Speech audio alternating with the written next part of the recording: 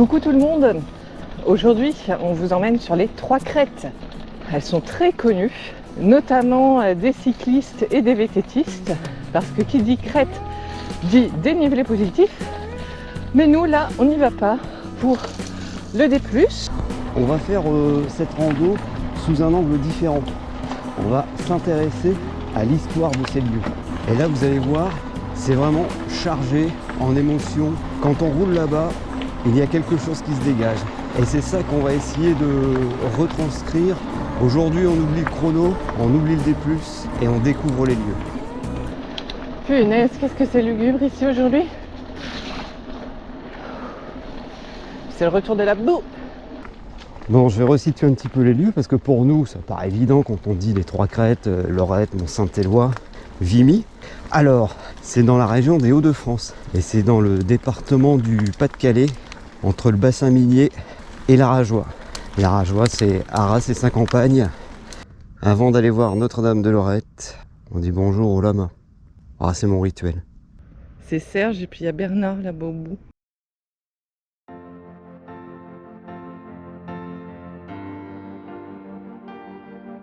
Donc là nous voici à la Première Guerre mondiale, on est en octobre 1914 jusqu'à octobre 1915. La colline de Lorette a été lieu de violents affrontements entre l'armée française et l'armée allemande. En fait, pourquoi? Parce que c'est une position dominante. On a 165 mètres d'altitude avec vue sur le bassin minier et également sur la plaine d'Arras. Donc le bassin minier se situe au nord de la colline et Arras au sud. En un an, il y a quand même 188 000 soldats, dont 100 000 Français qui sont morts donc, pour défendre cette colline de Notre-Dame de Lorette.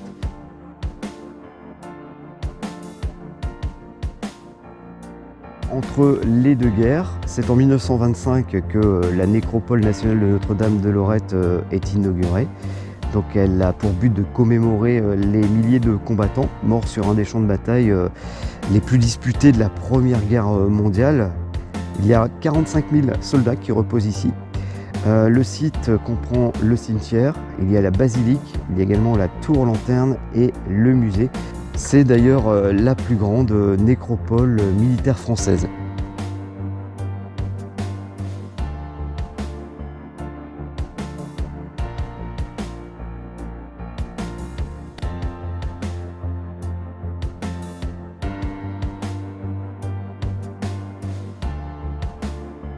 Pour le centenaire de la Première Guerre mondiale, en 2014, le 11 novembre, date symbolique, le président de la République française, François Hollande, a inauguré donc, cet anneau de la mémoire.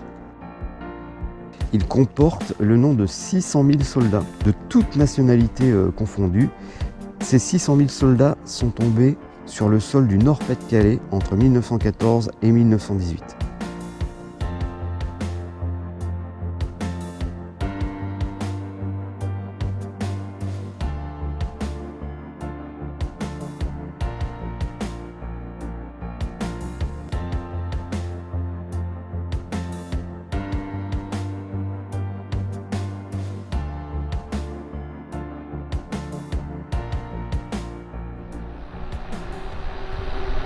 Et voilà, on quitte Notre-Dame de Lorette. Plus facile à descendre qu'à monter, hein.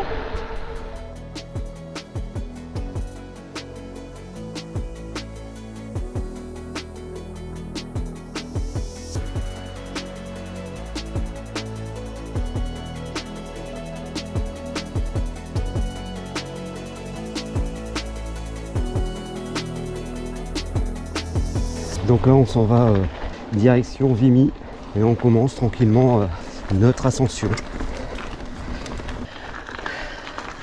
Même si on n'est pas venu aujourd'hui pour le côté sportif de la chose, on se paye quand même tout le D+. Ça monte.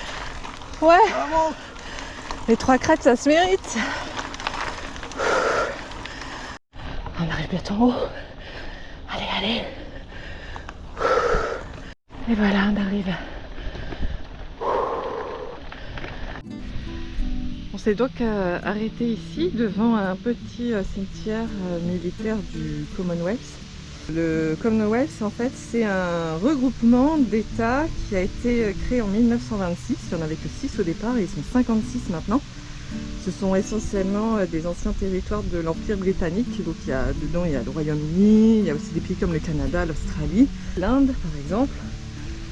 Et il y a une unité du Commonwealth qui s'appelle le Commonwealth War Graves Commission. Donc en fait c'est l'unité qui s'occupe des tombes de guerre, qui est responsable du marquage et de l'entretien des tombes des soldats durant les 2 guerres mondiales.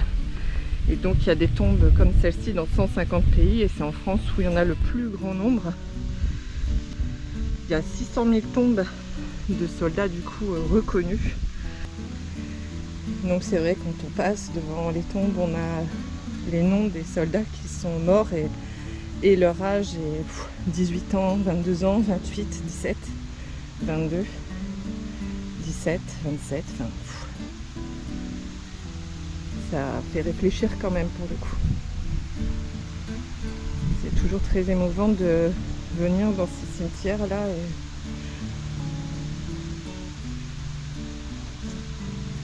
Ça fait vraiment un pincement au cœur pour tous ces gens qui sont morts pour nous aujourd'hui.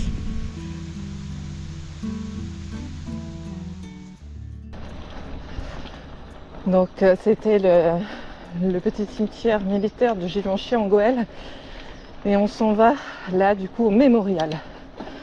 Ici on arrive à Vimy, qui est à mi-chemin entre le bassin minier, Lens et compagnie, et la Rajoie, Arras.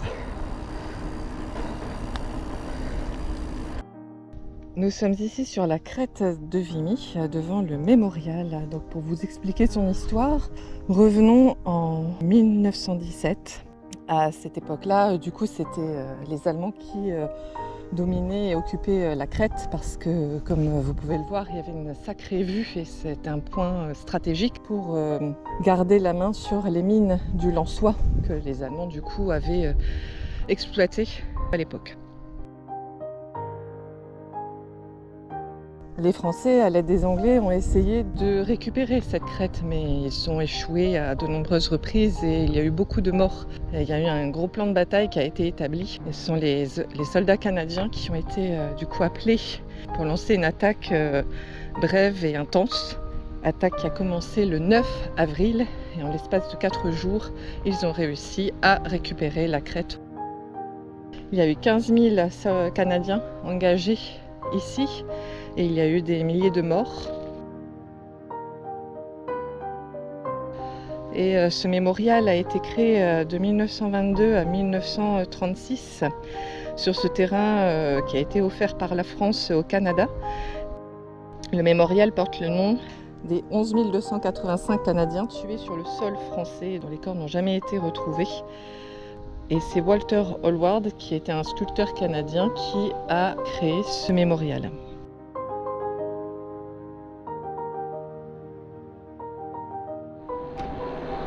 Et les terrains qui sont autour du mémorial ne sont pas accessibles aux humains, ce sont même des moutons qui les entretiennent.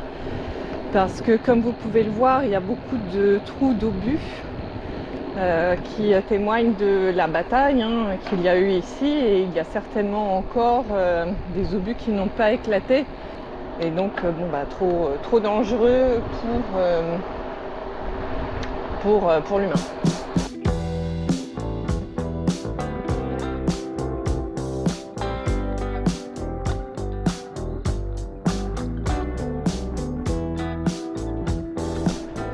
C'est quand on roule sur ces lieux que ça fait réfléchir quand même. On se dit qu'on a la chance d'être dans un pays libre et de pouvoir rouler, pouvoir faire du VTT. Et ben si ces soldats n'avaient pas été là, on n'aurait peut-être pas le plaisir de faire du VTT ici, aujourd'hui.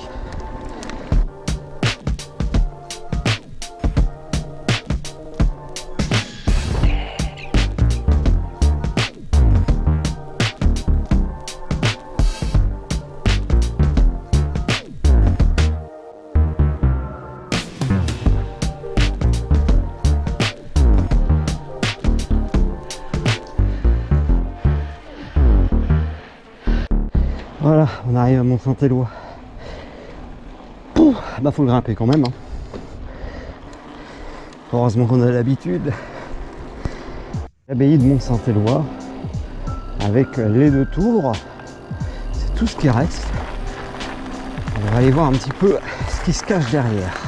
Parce que tout le monde connaît cette façade.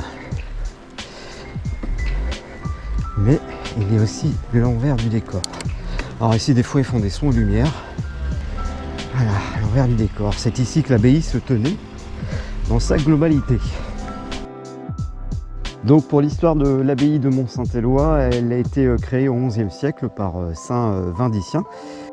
C'est seulement entre 1733 et 1765 que les bâtiments médiévaux ont été rasés pour laisser place à ce qu'on voit maintenant, ce style classique et ces 2 tours. L'abbaye ferme comme beaucoup d'abbayes à la Révolution française. Durant cette période, forcément, comme elle ne sert plus à rien, elle est démantelée.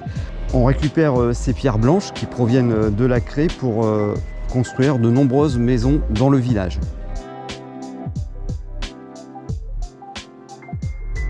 C'est en 1836 que l'État dit stop pour préserver donc, les 2 tours. Et ces 2 tours ont encore souffert, notamment pendant la Première Guerre mondiale, puisque forcément ici on est en hauteur, on a vu sur Arras. Ça a servi de poste d'observation. Les 2 tours ont subi de nombreux tirs d'artillerie. C'est à cette époque-là qu'elles ont encore perdu quelques mètres, puisque à la base elles faisaient 55 mètres et aujourd'hui elles ne mesurent plus que 44 mètres.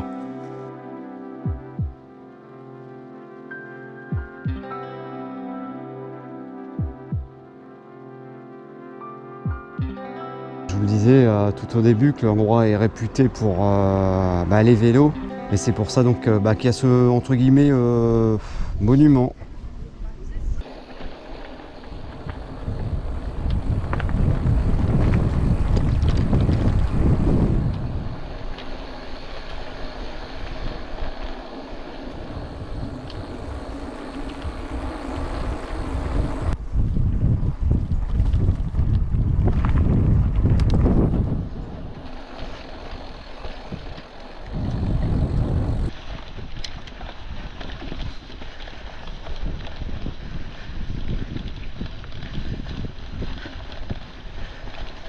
Et voilà, notre rando se termine. On espère que ça vous a plu. Nous, on tenait vraiment à la faire depuis un moment parce que déjà on habite juste à côté et on voulait aussi remettre en avant l'histoire de ces lieux. Quand vous passerez devant ces monuments, on espère que vous les verrez différemment, hein, pour ceux qui habitent dans la région. Et puis pour les autres, on est très content de vous les faire découvrir. Voilà, on vous dit à très bientôt sur le vélo. Pensez à vous abonner. Ciao, ciao! Ciao!